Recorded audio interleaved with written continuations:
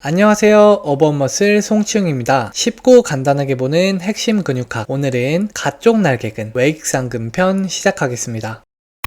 먼저 해부학적 위치를 살펴보겠습니다. 가쪽 날개근은 위쪽 분지와 아래쪽 분지로 나눌 수 있습니다. 위쪽 분지는 나비뼈, 저평골의 큰 날개 아래 가쪽면에서 시작해서 아래턱뼈의 관절돌기와 턱관절의 디스크, 그리고 관절랑 복합체에 붙게 됩니다. 우측 상단의 그림을 보시면 가쪽 날개근의 위쪽 섬유와 턱관절의 관절랑과 디스크의 연결이 좀 더 자세하게 나와 있습니다. 이러한 정지점은 근육의 기능과 연관되기 때문에 잘 기억해 주시는 것이 좋습니다. 아래쪽 분지는 나비뼈 바깥 날개의 가쪽 면에서 시작해서 아래턱뼈, 목에 끝나게 됩니다. 이 나비뼈의 바깥 날개는 전에 한번 나온 적이 있는데 기억나시나요? 바로 안쪽 날개근의 시작점이 되었던 지점입니다. 안쪽 날개근은 이 바깥 날개의 안쪽에서 시작하고 바깥 날개근은 아래 분지가 바깥 날개의 바깥에서 시작하게 됩니다. 그래서 우측 상단 그림을 보시면 이 두 근육의 기시점이 유사하다는 것을 알 수 있습니다. 근육의 부착 부위는 기능과 연결되기 때문에 잘 알아두시는 것이 좋습니다. 다음은 바깥 날개근의 기능입니다. 첫 번째로 턱을 벌리는 기능입니다. 입을 벌리는 것도 있지만 닫는 기능을 하게 됩니다. 그럼 순수하게 입을 벌리는 근육은 어떤 게 있을까요? 바로 그림에 나오는 이복근, 두 힘살근입니다. 이 이복근에 대해서는 다음에 설명하도록 하겠습니다. 그럼 왜 우리는 입을 닫는 근육들이 벌리는 근육에 비해서 더 많이 있을까요? 그 이유는 일상생활 속에서 입을 벌릴 때보다 닫을 때 더 큰 힘이 필요하기 때문입니다. 음식을 씹을 때를 생각해보면 입을 벌릴 때보다 닫을 때, 즉 씹을 때 더 큰 힘이 들어가게 됩니다. 또한 중력도 영향을 미칩니다.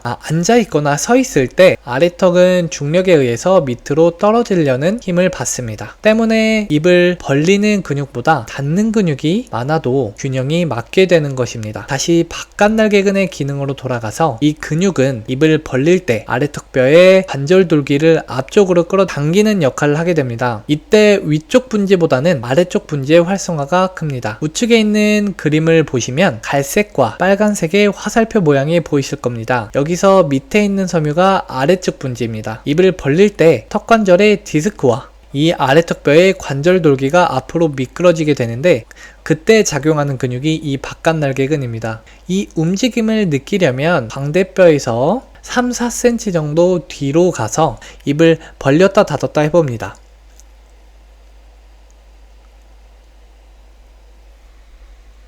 그럼 이때 손가락을 치듯이 앞으로 나오는 뼈가 있습니다. 그게 이 아래턱뼈의 관절돌기입니다. 두 번째 기능은 입을 닫는 것입니다. 입을 열 때와 달리 닫을 때는 위쪽 분지의 높은 근활성도를 보였습니다. 그런데 이때의 기능은 턱을 위아래로 움직이는 동작을 만들어내는 것은 아니고 편심성 수축, 그러니까 늘어나는 수축을 통해서 디스크가 제자리로 돌아가는 속도를 늦추게 됩니다. 오른쪽에 있는 그림이 입을 닫을 때 근육들의 협응을 나타내는 것인데 교근과 안쪽 날개근, 관자근이 아래턱을 위로 당길 때 가쪽 날개근의 위쪽 섬유는 이 턱 닫히는 속도에 맞춰서 입을 열 때 앞으로 나왔던 디스크가 제자리로 돌아가는 속도를 조절하게 됩니다. 이러한 기능을 수행할 수 있는 이유는 바로 이 가쪽 날개근의 위쪽 섬유가 턱관절의 디스크에 부착하기 때문입니다. 이처럼 이 가쪽 날개근의 위, 아래 섬유는 턱관절을 벌릴 때, 열 때 모두 작용하지만 그 기능이 턱을 위아래로 움직이는 것보다는 앞, 뒤에 조절을 해준다고 생각하시면 됩니다. 그래서 다음 기능은 턱의 돌출입니다. 이 근육의 주행 방향을 보시면 앞에서 뒤로 가는 방향을 가지고 있습니다. 그래서 우리가 가쪽 날개근의 메인이 되는 기능을 생각해 볼 때는 이 턱의 돌출이 되겠습니다. 입을 벌리거나 닫을 때 모두 작용하기 때문에 이 기능 중 하나는 저작 운동입니다.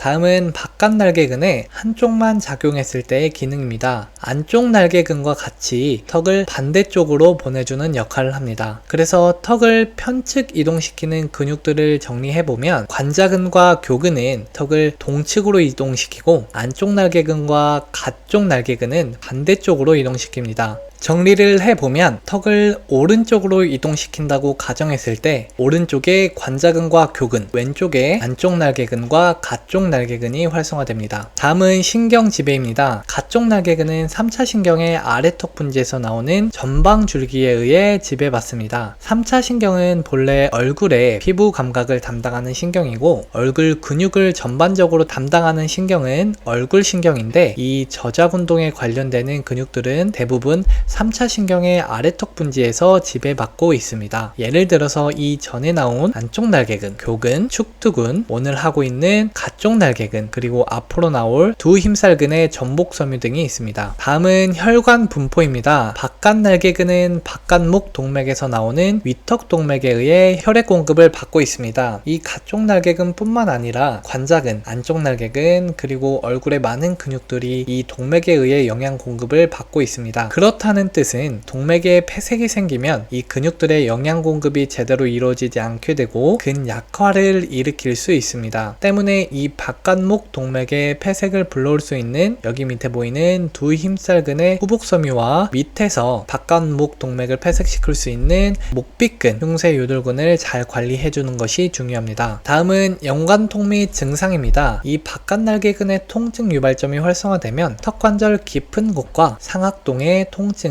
유발합니다. 다른 근육들과 달리 위쪽 분지와 아래 분지의 통증 양상이 구분되지는 않습니다. 그리고 이 턱관절 통증이 심할 때에는 턱관절염으로 오인하기도 합니다. 그리고 이 상악동 통증이 발전을 해서 상악동염을 유발하기도 하는데 이 가쪽 날개근이 문제가 되어서 상악동염이 발생하는 경우에는 약물 치료에 효과가 없을 수도 있습니다. 세 번째 증상은 청각과 관련된 증상입니다. 청각이 과민해지거나 반대로 둔감해질 수 있습니다. 간혹 청각 소실을 호소하기는 하지만 청각 검사를 실시하면 정상적인 반응이 나오게 됩니다. 그리고 목구멍과 입에 타는 듯한 통증을 느낄 수 있고 다섯 번째 증상으로는 입벌림 시 통증이 있을 수 있습니다. 통증 때문에 입벌림 제한이 나타날 수 있는데 그 정도는 본인 손가락 2개 정도입니다. 이 손가락 2개 정도가 입을 벌렸을 때 입으로 들어가지 않을 정도로 제한이 생길 수 있습니다. 그리고 삼킴 장애와 씹기 제한이 나타날 수 있고 입을 벌릴 때 턱이 S자로 움직이는 양상이 나타날 수 있습니다. 입을 벌릴 때 턱이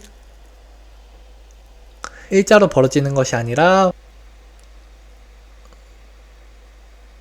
지그재그로 벌어지게 됩니다. 그 차이는 본인이 느끼지 못할 정도로 조금 미세할 수 있는데 만약 본인이 턱관절의 통증이 평소에 있다면 거울을 보고 입을 벌려보면 인지할 수 있습니다. 다음은 통증 유발점의 활성화 및 지속화 요인입니다. 첫 번째로는 잘못된 습관입니다. 이러한 잘못된 습관은 바깥날개근 뿐만 아니라 앞서 나온 턱관절과 관련된 근육들 모두에 악영향을 끼칠 수 있습니다. 그렇기 때문에 교정해 주시는 것이 좋습니다. 두 번째는 한쪽으로만 씹으려는 습관입니다. 이것은 보통 치주질환이 있을 때 통증 때문에 반대쪽으로 씹는 습관이 들게 됩니다. 세 번째로는 흉쇄유돌근의 문제가 바깥날개근에 영향을 미치는 것입니다. 그 이유는 흉쇄유돌근이 문제가 되는 원인을 생각해 보면 되는데요. 이 흉쇄유돌근은 다리 길이나 골반의 불균형에 의해서 한쪽이 단축되거나 늘어나는 문제가 발생하게 됩니다. 그렇다면 위에 있는 턱관절에도 영향을 미친다는 것을 의미합니다. 또한 혈관 분포에서 설명했듯이 흉쇄유돌근이 단축되게 되면 바깥 목동맥을 폐석시킬 수 있고 이것은 턱관절 근육에 안 좋은 영향을 미칠 수 있습니다. 때문에 바깥날개근의 통증 유발점을 관리하기 위해서는 체형교정과 흉쇄유돌근의 관리가 필요합니다. 다음은 촉진 방법입니다. 바깥날개근의 촉진은 아래턱뼈의 관절돌기를 찾는 것이 중요합니다. 찾는 방법은 턱관절의 앞에 손가락을 위치시키고 입을 벌렸다 닫았다 해봅니다.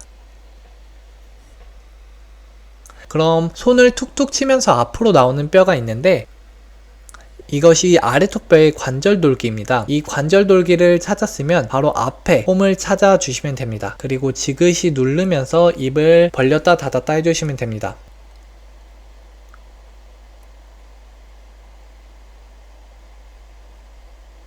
그런데 이때 주의할 점은 이 바깥날개근은 엄청 심부에 있어서 겉에서 이렇게 손가락으로 들어가는 것이 힘들 수 있습니다. 그렇기 때문에 안쪽 날개근과 같이 입 안으로 들어가거나 보통은 한의사 선생님들의 침으로 치료하는 것이 효과적일 수 있습니다. 그럼 바깥날개근은 여기서 마치도록 하겠습니다. 감사합니다. 오늘도 시청해주셔서 감사합니다. 구독과 좋아요는 더 나은 해부학 컨텐츠를 제작하는 데 큰 힘이 됩니다.